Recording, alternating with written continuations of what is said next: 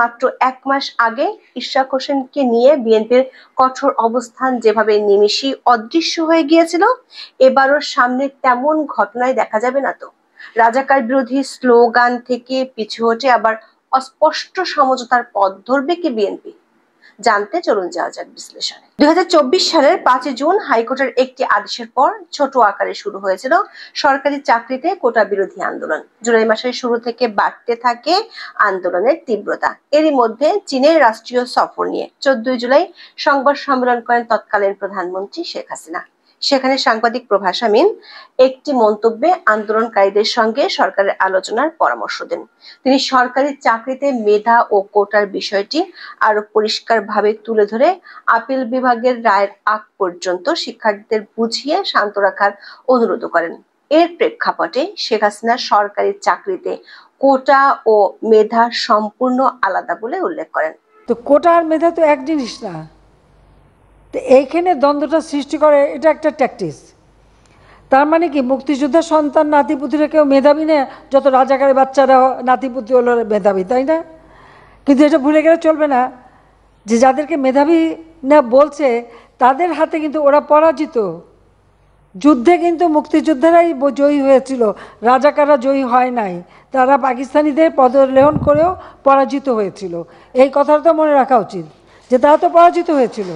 শেখ হাসিনার বক্তব্যের একটি অংশ মুহূর্তে ছড়িয়ে পড়ে সোশ্যাল মিডিয়ায়। সেই অংশটি হলো, তার মানে কি মুক্তিযোদ্ধার সন্তান নাতিপুতিরা কেউ মেধাবী না, যত রাজাকারের বাচ্চারা নাতিপুতিরা হলো মেধাবী, তাই না? আন্দোলনকারীদের অভিযোগ ছিল শেখ হাসিনা বিক্ষোভে জড়িত সব শিক্ষার্থীকে রাজাকার বা রাজাকারের উত্তরসূরি বলেছেন। কয়েক ঘন্টা পর গভীর রাতে ঢাকা বিশ্ববিদ্যালয়ের বিভিন্ন হলে স্লোগান ছড়িয়ে পড়ে, তুমি কে, আমি কে, রাজাকার রাজাকার। দেশের অন্য বিশ্ববিদ্যালয়ে এই স্লোগান সরাসরি অথবা কিছুটা পরিবর্তিত রূপে উচ্চারিত হতে শোনা যায়। এই স্লোগানটি আন্দোলনের তীব্রতা বাড়াতে অন্যতম প্রধান ভূমিকা পালন করলেও ব্যাপক বিতর্ক সৃষ্টি করে। দর্শক, এই বিতর্ক গত 11 মাসেও শেষ হয়নি। এ ধরনের স্লোগানের মাধ্যমে বাংলাদেশের রাজাকারদের যুদ্ধাপরাধকে মুছে ফেলার চেষ্টার অভিযোগ উঠেছিল শুরুতেই। পরে কিছুটা পরিমার্জিত করে স্লোগানটি অব্যাহত রাখে আন্দোলনকারীরা। এই স্লোগানের পক্ষে 5ই আগস্ট পরবর্তী সময়ে বিভিন্ন ধরনের বক্তব্য পাওয়া গেছে আন্দোলনের নেতাদের কাছ থেকে। বর্তমানে এনসিপির আহ্বায়ক 14 সেপ্টেম্বর তার ফেসবুকে লেখেন, তুমি কে, আমি কে, রাজাকার রাজাকার এই জুলাই গণঅভ্যুত্থানের সবচেয়ে শক্তিশালী ও সাহসী স্লোগান ছিল। তিনি দাবি করেন মুক্তিযুদ্ধের চেতনার নামে আওয়ামী লীগের বিভাজনের রাজনীতি অকেজো হয়ে গিয়েছিল, সেই রাতে ভেঙে গিয়েছিল আওয়ামী লীগের ন্যারেটিভ। দর্শক, 14 জুলাইয়ের সেই স্লোগান এবং 5ই আগস্টের পট পরিবর্তনের পর থেকে আমরা আওয়ামী লীগের ন্যারেটিভ ভাঙার নামে মুক্তিযুদ্ধের সমস্ত স্মৃতি ও স্মারক ধ্বংসের মহোৎসব দেখতে পেয়েছি। সেই সঙ্গে নাহিদদের নিয়োগ করা প্রধান উপদেষ্টা ডক্টর মোহাম্মদ ইউনূস হাজির করেছেন বহুল আলোচিত রিসেট বাটন তত্ত্ব। গত বছরের সেপ্টেম্বরে তিনি এক সাক্ষাৎকারে বলেন, প্রথমে স্বীকার করতে হবে ছাত্ররা বলেছে, আমরা রিসেট বাটন পুশ করেছি, এভরিথিং ইজ গন, অতীত নিশ্চিতভাবে চলে গেছে, এখন নতুন ভঙ্গিতে আমরা গড়ে তুলব। দেশের মানুষও তা চায়। সেই নতুন ভঙ্গিতে গড়ে তোলার জন্য আমাদের সংস্কার করতে হবে। আমাদের প্রশ্ন হলো, 2024 সালের 14 জুলাই রাতে রাজাকার বিষয়ক সেই স্লোগানের মাধ্যমে কি প্রেস করা হয়েছিল রিসেট বাটন? দর্শক, 5ই আগস্টের পর আন্দোলনের নেতাদের বক্তব্য থেকেই এখন প্রতিষ্ঠিত পুরো বিষয়টি ছিল এক মেটিকুলাস ডিজাইন। ফলে তুমি কে, আমি কে, রাজাকার রাজাকার স্লোগানটিও যে সুপরিকল্পিত সেটি অনেকটাই পরিষ্কার। আবার জুলাই আন্দোলনের চালিকা শক্তি হিসেবে 71-এর যুদ্ধাপরাধী দল, জামাতের ছাত্র সংগঠন, ছাত্র শিবিরের সক্রিয়তার বিষয়টিও এখন প্রমাণিত। সেক্ষেত্রে প্রশ্ন ওঠাই স্বাভাবিক, বাংলাদেশের জন্মের বিরোধিতা করা রাজাকারদের অপরাধ আড়ালের জন্যই এমন স্লোগানের উদ্ভব ঘটেছিল কিনা।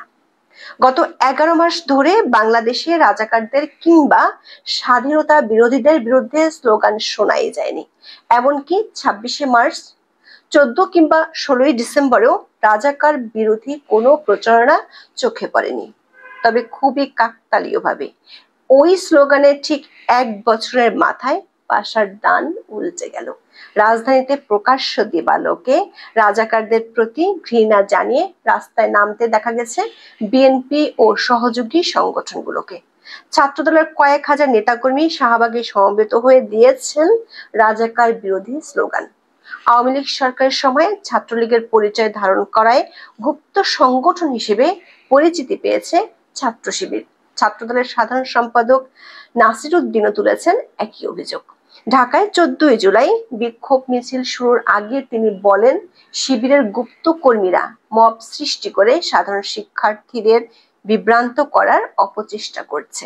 এরপর ছাত্রদলের মিছিল থেকে জামাত শিবির রাজাকার এই মুহূর্তে বাংলা ছাড়, জিয়াউর রহমানের বাংলায় রাজাকারের ঠাঁই নাই, রাজাকারের স্বৈরাচার মিলেমিশে একাকার, এমন স্লোগান দেয়া হয়।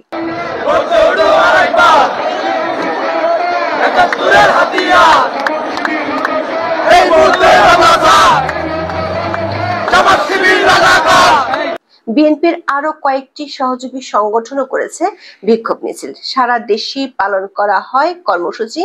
এগুলো থেকে জামাত শিবির নয়, কিংস পার্টি এনসিপির বিরুদ্ধেও তোলা হয় অভিযোগ। তাদেরকে তুলনা করা হয়েছে জামাত শিবিরের সমতুল্য সংগঠন হিসেবে। বিএনপির এমন আচরণে অবশ্য ক্ষুব্ধ হয়েছেন জামাত শিবির এবং এনসিপির নেতারা। এনসিপির আহ্বায়ক নাহিদ ইসলাম সরাসরি বিএনপিকে চাঁদাবাজের দল বলে মন্তব্য করেছেন। আর শিবিরের নেতারা বলেছেন, জামায়াত ইসলামী যদি আর কখনো বিএনপির সাথে জোট করে তাহলে তিনি দল ছেড়ে দিবেন। দর্শক, লন্ডনে 13 জুন প্রধান উপদেষ্টা ডক্টর মোহাম্মদ ইউনূসের সঙ্গে বিএনপির ভারপ্রাপ্ত চেয়ারম্যান তারেক রহমানের বৈঠকের পর দুই পক্ষের মাঝে সম্পর্কের ব্যাপক উন্নতি দেখা দিয়ে গেছিল। বৈঠকের মাত্র কয়েকদিন আগেও 3 উপদেষ্টার পদত্যাগের দাবিতে সোচ্চার ছিল বিএনপি। আবার ঢাকা দক্ষিণের মেয়র হিসেবে ইশরাক হোসেনকে শপথ পড়ানোর দাবিতে চলছিল তুমুল আন্দোলন। তবে ইউনূস তারেক বৈঠকের পরপরই আকস্মিক নমনীয় ভূমিকায় চলে যায় বিএনপি। তবে সম্পর্কের উন্নতির ফের পতন ঘটতে 1 মাসও লাগেনি। সবশেষ জুলাই ঘোষণাপত্রে সাংবিধানিক বৈধতা দেওয়ার প্রশ্নে জামাত এনসিপির তীব্র চাপের মুখে পড়েছে দলটি। আবার এই ইস্যুকে কেন্দ্র করে নির্বাচন অনিশ্চয়তার শঙ্কাও ঘিরে ধরেছে বিএনপিকে। বিএনপির শীর্ষ নেতৃত্ব মনে করছে, লন্ডন বৈঠকের মাধ্যমে সরকার আরেকটি প্রতারণার শিকার হয়েছে দলটি। এমন অবস্থায় পাল্টা চাপের কৌশল হিসেবে 14 জুলাই মাঠের দখল নিয়েছে। বিএনপির এমন চাপ গত 11 মাসে বেশ কয়েকবার আমরা দেখেছি। তবে কোনোবারই তারা পরিস্থিতি শেষ পর্যন্ত নিজেদের নিয়ন্ত্রণে রাখতে পারেনি। প্রশ্ন হলো, এবারে রাজাকার বিরোধী স্লোগানেও বিএনপি কি শেষ পর্যন্ত অটল থাকতে পারবে? জামাত ও এনসিপির বিরুদ্ধে কঠোর অবস্থান কি তারা বজায় রাখতে পারবে, নাকি কয়েকদিন পরেই আরেকটি ইশরাক নাটকের জন্ম দিয়ে রাস্তার চাপে ইস্তফা দেবে বিএনপি? তবে মন্দের ভালো হলো, রাজাকার বিরোধী স্লোগান আরো একবার দেশের মানুষ শুনতে পেল। বাংলাদেশের ইতিহাসে স্বাধীনতা বিরোধীরা ছিল, এটি হয়তো এভাবেই বারবার সামনে চলে আসবে। এখন এ পর্যন্ত সবাই ভালো থাকুন, সুস্থ থাকুন, নিরাপদে থাকুন।